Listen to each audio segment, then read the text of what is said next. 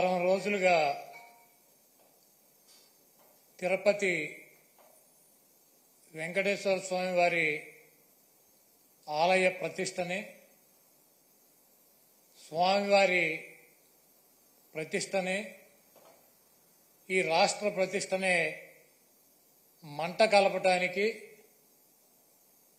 కలియుగ వెంకటేశ్వర స్వామిని రాజకీయాల్లోకి లాగి చంద్రబాబు రాజకీయ లబ్ధి పొందాలన్నటువంటి ప్రయత్నం ఆ దేవుడు క్షమించడు.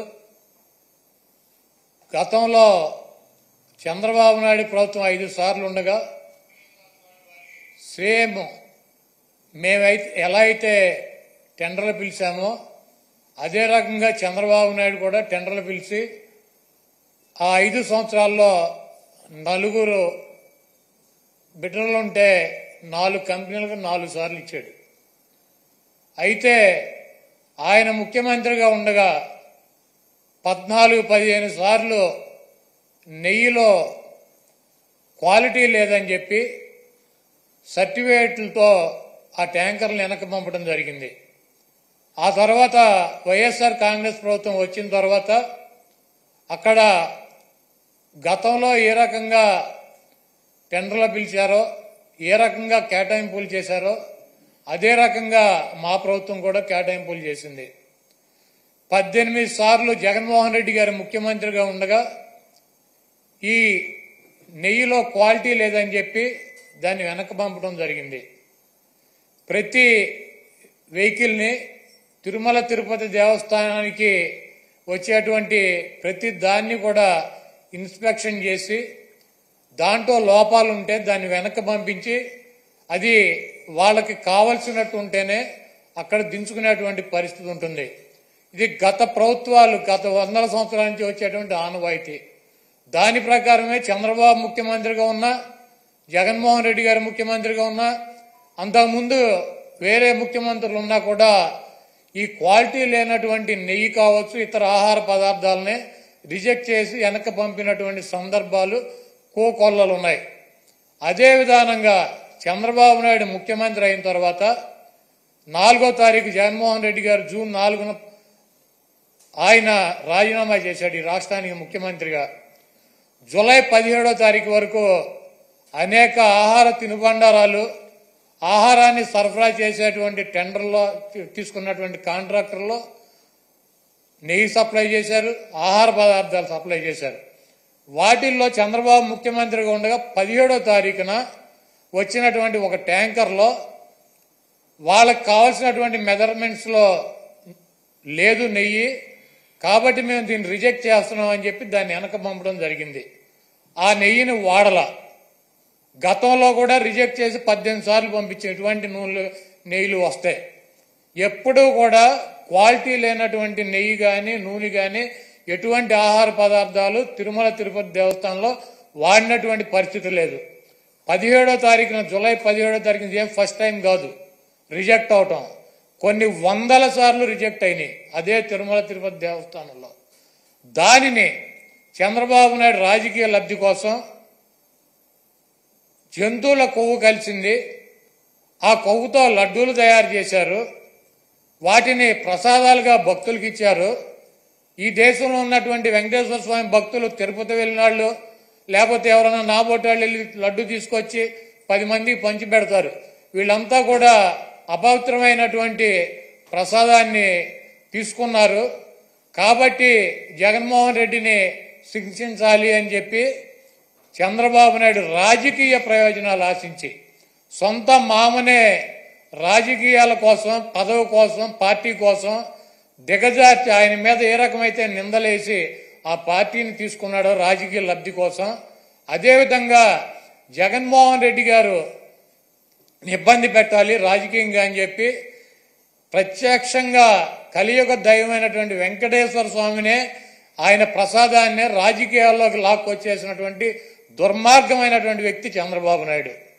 ఈరోజు ఇటువంటి దుర్మార్గం చేసి ఆలయ ప్రతిష్టని, వెంకటేశ్వర స్వామి విశిష్టతని దెబ్బతీసినటువంటి ఈ చంద్రబాబు నాయుడు గారికి బుద్ధి రావాలని చెప్పి దీనిలో ఎటువంటి తప్పు జరగలేదన్నది ప్రజలకి తెలవాలని చెప్పి 1కి 10 సార్లు చెబుతున్నాం.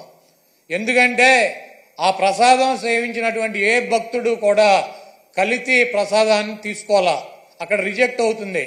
మొన్న వచ్చినటువంటి వెహికల్ కూడా ఆయన ముఖ్యమంత్రిగా ఉండగా వచ్చినటువంటి వెహికల్ కూడా రిజెక్ట్ అయ్యి వెనక్కి వెళ్ళింది, అది వాడల.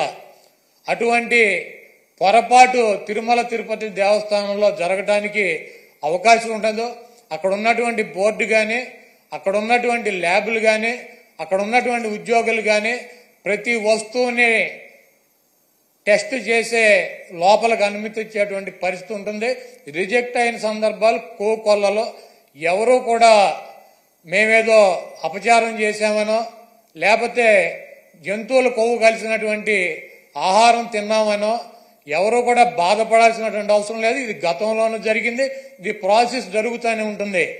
ఎక్కడా కూడా ఏ ల్యాబ్ కూడా డైరెక్ట్గా దీంట్లో పశువులకు సంబంధించినటువంటి కొవ్వు కలిసిందని చెప్పి ఇవ్వాల.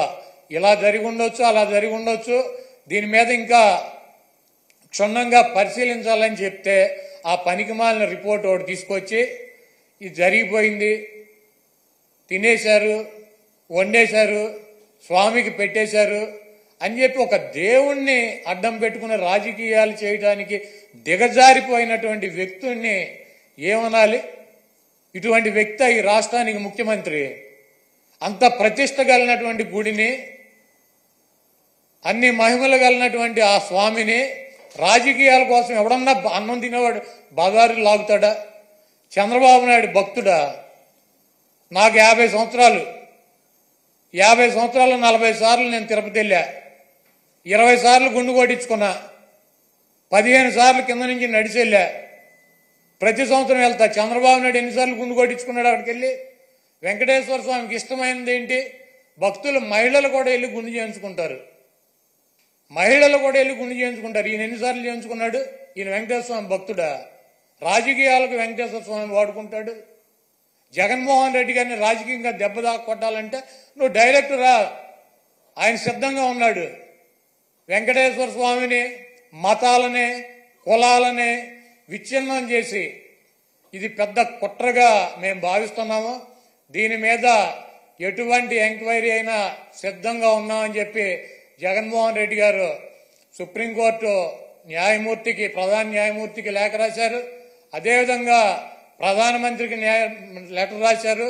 మీరు ఎటువంటి విచారణ జరిపినా వైఎస్ఆర్ కాంగ్రెస్ పార్టీ మేము సిద్ధంగా ఉన్నామని చెప్తే సిట్ అని చెప్పి, ఈయన సిట్ అంటే కూర్చున్నవాడు, స్టాండ్ అంటే నుంచున్నవాడు ఒక ఆఫీసర్ని వేశాడు. ఏం రాస్తాడు? లోకేష్ దగ్గరికి, ఈయన దగ్గరికి వెళ్ళి ఏం రాయమంటారు సార్ అని చెప్పి అడిగి రాస్తారా సిట్ రిపోర్టు? మీకు దమ్ముంటే సుప్రీంకోర్టు ప్రధాన న్యాయమూర్తితో విచారణ జరిపించండి, లేకపోతే సిబిఐతో విచారణ జరిపించండి. ఏమీ లేవు. సిట్ అంటే కూర్చునేవాడు, ఈయన కూర్చోమంటే కూర్చునే సిట్ అనే ఒక పోలీస్ ఆఫీసర్ వేసి విచారణ జరిపిస్తాడంట. ఇంకా పైన చెబుతాడు మక్కిలు ఇరక్కొడతా. ఎవడ మక్కిలు ఇరక్కొడతాడు? కాకినాడ ఎమ్మెల్యే ఒక ఎస్సీ ఒక కాలేజీ ప్రొఫెసర్ని మక్కిలు ఇరక్కొట్టాడు. నువ్వేం చేసావు? ఆ ఎమ్మెల్యే మక్కిలు ఇరక్కొట్టావా? వెస్ట్ గోదావరి జిల్లాలో ఈ రాజ్యాంగాన్ని రచించినటువంటి డాక్టర్ బిఆర్ అంబేద్కర్ గారి పటాన్ని చించి అవతల వారేశాడు. అక్కడ దళితులు ఆందోళన చేస్తున్నారు 2 చోట్ల కూడా. నువ్వేం చేసావు? 2 ఎమ్మెల్యేలు మక్కిలు ఎరకొట్టావా? ఈ రాష్ట్రంలో నీ పార్టీ కార్యకర్తలు, నాయకులు బరి తెగించి రోడ్ల మీద వైఎస్ఆర్ కాంగ్రెస్ పార్టీ కార్యకర్తలను చంపుతున్నారు, నాయకులను చంపుతున్నారు. వీళ్ళ మక్కిలు ఎరకొట్టావా? వాళ్ళ మీద కనీసం కేసులు పెట్టగలిగావా? నువ్వు నీ పార్టీ వాళ్ళ మక్కిలు ఎరకొట్టలేవు, నువ్వు వచ్చి అవతల వాళ్ళ మక్కిలు ఎరకొడతా. ఇవన్నీ పోసుకోవాలి కబుర్లు ఎందుకు? నీకు దమ్ముంటే నీ పార్టీలో జరుగుతున్నటువంటి అక్రమాలు, నీ పార్టీ ఎమ్మెల్యేలు, నీ పార్టీ కేడర్ చేస్తున్నటువంటి దుర్మార్గాలనే అరికట్టు, వాళ్ళ మీద చర్యలు తీసుకో. నువ్వు ఇవన్నీ చేయకుండా నొట్సలతోనేమో ఒకటి చెబుతావు, నోటితోనేమో ఒకటి చెబుతావు. ఇక 24 గంటల దేవుడైనా రాజకీయమే, మావైనా రాజకీయమే, ఏదైనా రాజకీయమైనా మన బతుకు.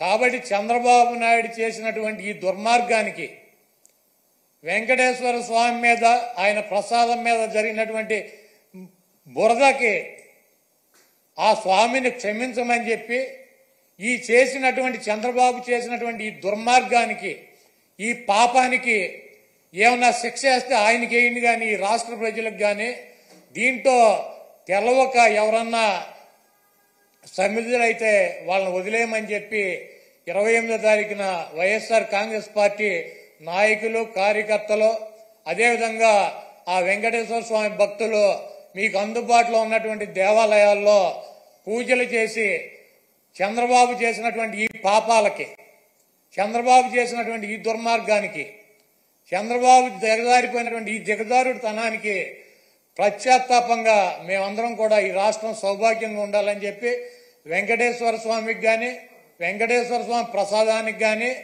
ఎవరూ కూడా హాని చేయలేరు. అది చెయ్యాలన్నటువంటి తలంపు వచ్చినా కూడా చెయ్యవసరంలా తలంపు వచ్చినా కూడా ఆ స్వామే చంద్రబాబు కన్నా మహిమ ఉన్నవాడు, చంద్రబాబు కన్నా ఎక్కువ అధికారం ఉన్నవాడు.